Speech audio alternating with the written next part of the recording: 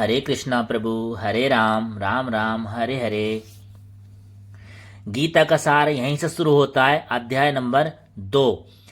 तम तथा कृपयाविष्टम अश्रुपूर्ण आकुल ईक्षणम विषिदंतम इदम वाक्यम उवाच मधुसूदन।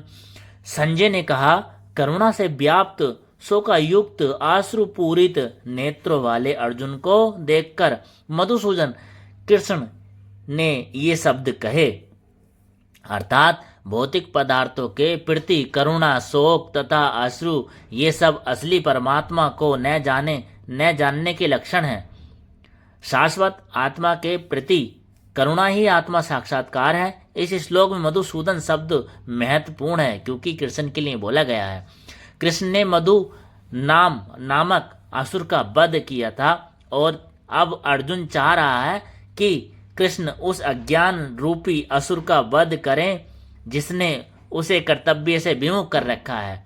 यह कोई नहीं जानता कि करुणा का प्रयोग कहाँ होना चाहिए। डूबते हुए मनुष्य के वस्त्र के लिए करुणा मूर्खता होगी।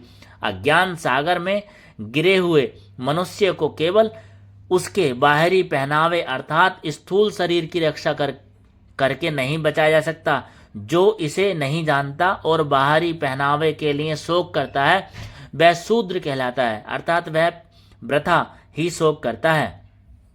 अर्जुन तो क्षत्रिय था, अतः उससे ऐसे आचरण की आशा न थी, किंतु भगवान कृष्ण अज्ञानी पुरुष के शोक को विनष्ट कर सकते हैं और इसी उद्देश्य से उन्होंने भगवत गीता का उपदेश दिया। यह अध्याय हमें भौतिक शरीर तथा आत्मा के विश्लेषिक अध्ययन द्वारा आत्म साक्षात्कार का उपदेश देता है, जिसकी व्याख्या परम अधिकारी भगवान कृष्ण द्वारा की गई है। यह साक्षात्कार तभी संभव है जब मनुष्य निष्काम भाव से कर्म करे और आत्मबोध प्राप्त कर ले। कुतैत्वा कसलम इदम विस्मे समुपस्थम अनार्य जुष्टम ऐश्वर्यम अकीर्तिकरम अर्जुन। श्री भगवान ने कहा, हे अर्जुन, तुम्हारे मन में यह कल्पमस आया कैसे? यह उस मनुष्य के लिए तनिक भी अनुकूल नहीं है जो जीवन के मूल्य को जानता हो। इससे उच्च लोक की नहीं अपितु अपयश की प्राप्ति होती है। अर्थात श्री कृष्ण तथा भगवान अभिन्न है, इसलिए श्री कृष्ण को संपूर्ण गीता में भगवान ही कहा गया है। भगवान परम सत्य की पराकाष्ठा है। परम सत्य का बोध ज्ञान की 3 अवस्थाओं में होता है, ब्रह्म या निर्विशेष सर्वव्यापी चेतना, परमात्मा या भगवान का अंतर्यामी रूप जो समस्त जीवों के हृदय में है, तथा भगवान या श्री कृष्ण श्री भगवत गीता में परम सत्य ही की यह धारणा इस प्रकार बताई गई है। वदन्ति तत्वाविदस्तम यज्ञामुदयम ब्रह्म्योति परम ज्योति भगविनीति शब्दते। परम सत्य का ज्ञाता परम सत्य का अनुभव ज्ञान की 3 अवस्थाओं में करता है और ये सब अवस्थाएं एक स्वरूप हैं। यह ब्रह्म परमात्मा तथा भगवान के रूप में व्यक्त की जाती है। इन तीनों दिव्य पक्षों को सूर्य के दृष्टांत द्वारा समझाया जा सकता है, क्योंकि उसके भी 3 भिन्न भिन्न पक्ष होते हैं, यथा धूप और सूर्य की सतह तथा सूर्य लोक स्वयं। जो सूर्य के प्रकाश का अध्ययन करता है वह नौसिखिया है। जो सूर्य की सतह को समझता है वह कुछ आगे बढ़ा हुआ है और जो सूर्य लोक में प्रवेश कर सकता है वह उच्च ज्ञानी है। जो नौसिखिया सूर्य प्रकाश उसकी विश्व व्याप्ति तथा उसकी निर्विशेष प्रकृति के अखंड तेज के ज्ञान से ही तुष्ट हो जाता है, वह व्यक्ति के समान है जो परम सत्य के ब्रह्म रूप को ही समझ सकता है। जो व्यक्ति कुछ अधिक जानकार है वह सूर्य गोले के विषय में जान सकता है, जिसकी तुलना परम सत्य के परमात्मा स्वरूप से की जाती है। जो व्यक्ति सूर्यलोक के अंतर में प्रवेश कर सकता है, उसकी तुलना उससे की जाती है जो परम सत्य के साक्षात रूप की अनुभूति करता है। अतः जिन भक्तों ने परम सत्य के भगवान स्वरूप का साक्षात्कार किया है वे सर्वोच्च अत्यात्मवादी हैं। यद्यपि परम सत्य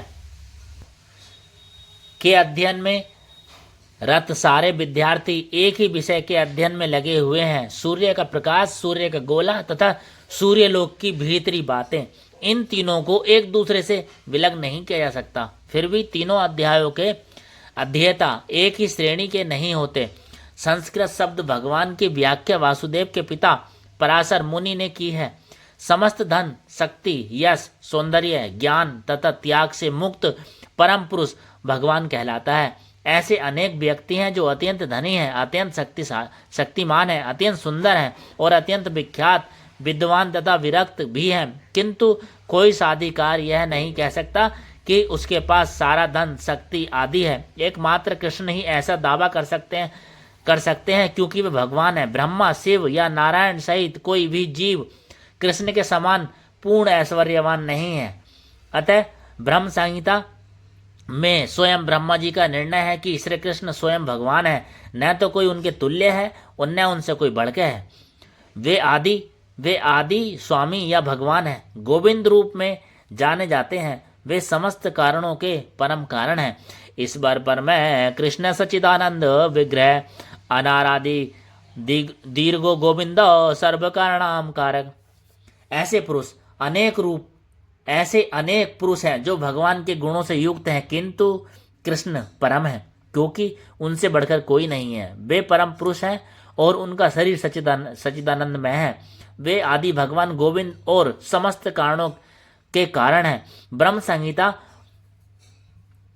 भगवान में भी भगवान के नाना अवतार की सूची है, किंतु कृष्ण को आदि भगवान बताया गया है, जिससे अनेक अवतार तथा ईश्वर विस्तार करते हैं। एते चांस्कलम पुंसम कृशावस्तु भगवान स्वयं इंद्राणी व्याकुलम लोकम मृणयन्ति युगे युगे।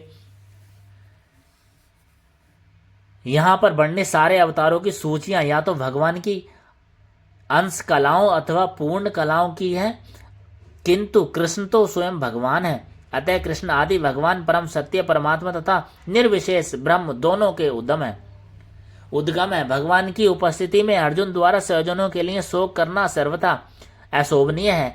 अतः कृष्ण ने कुतः शब्द से अपना आश्चर्य व्यक्त किया है। आर्य जैसी सभ्य जाति से किसी व्यक्ति से ऐसी मलिनता की उम्मीद नहीं की जाती। आर्य शब्द उन शक्तियों पर लागू होता है जो जीवन के मूल्य को जानते हैं और जिनकी सभ्यता आत्म साक्षात्कार पर निर्भर करती है। देहात्म बुद्धि से प्रेरित मनुष्य को यह ज्ञान नहीं रहता कि जीवन का उद्देश्य परम सत्य है, विष्णु या भगवान का साक्षात्कार है। वो तो भौतिक जगत के ब्रह्म बाह्य स्वरूप से मोहित हो जाते हैं। अतः वे यह नहीं समझ पाते कि मुक्ति क्या है। जिन पुरुषों को भौतिक बंधन से मुक्त का कोई ज्ञान नहीं होता अनार्य कहलाते हैं। यद्यपि अर्जुन क्षत्रिय था, किंतु युद्ध से विचलित होकर वह अपने कर्तव्य से गुमराह हो रहा था। उसकी यह कायरता अनायायों के लिए ही शोभा देने वाली हो सकती है। कर्तव्य पथ से इस प्रकार का विचलन न तो आध्यात्मिक जीवन में प्रगति करने में सहायक बनता है और न ही इस संसार में ख्याति प्राप्त की जा सकती है। भगवान कृष्ण ने अर्जुन द्वारा अपने स्वजनों पर इस प्रकार की करुणा का अनुमोदन नहीं किया है। शेष चर्चा आगे। हरे कृष्णा प्रभु, हरे राम। चैनल को सब्सक्राइब करें, वीडियो को लाइक कमेंट शेयर कर देना। भगवत गीता का ज्ञान ऐसे ही आपको सुनने को मिलता रहेगा। हरे कृष्णा।